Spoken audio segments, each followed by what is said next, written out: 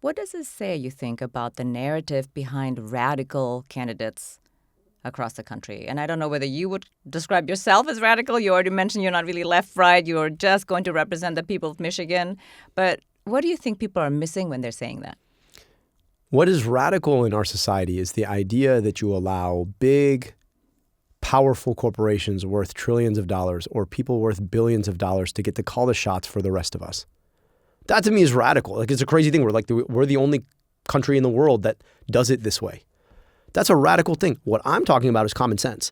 I don't want your tax dollars to be misappropriated to drop a bomb on another child or their school or their hospital when it could be spent to invest in your child and their school and their hospital. I don't want a big corporation trying to figure out how to make another billion when you can't afford your groceries. I don't think that in the richest, most powerful country in the world, when countries like Cuba can guarantee healthcare for the people, I don't think it's that hard for us to be able to guarantee it for us. What about this is not common sense? So people will say it's radical because at the end of the day, that system is really quite powerful. And it gets to dictate, go back to where we started, right? It gets to tell you what ideas you can take seriously and what you can't. Gatekeeps around what will be considered okay to talk about. And so I'm so sorry. I just don't think any of these ideas are all that radical. I think they're really quite common sense. And I'm going to keep talking about them. But there is something about this.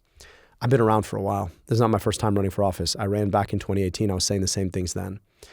And I think sometimes what happens is for those of us who carry these common sense ideas, we drink the Kool-Aid into thinking that we're actually radical. And then there becomes a style about that, which you start to adapt and you let them trick you into thinking that what you're saying is crazy.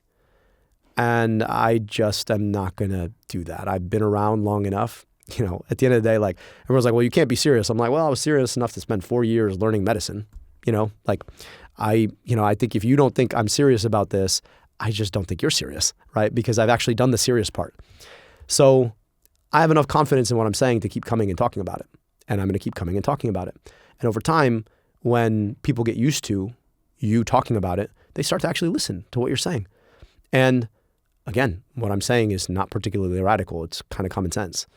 And so people are starting to listen and they're starting to think about it. And the thing about it is, I got the truth on my side. Last time I ran, I said, look, Donald Trump is not himself the disease. He's just the worst symptom of the disease.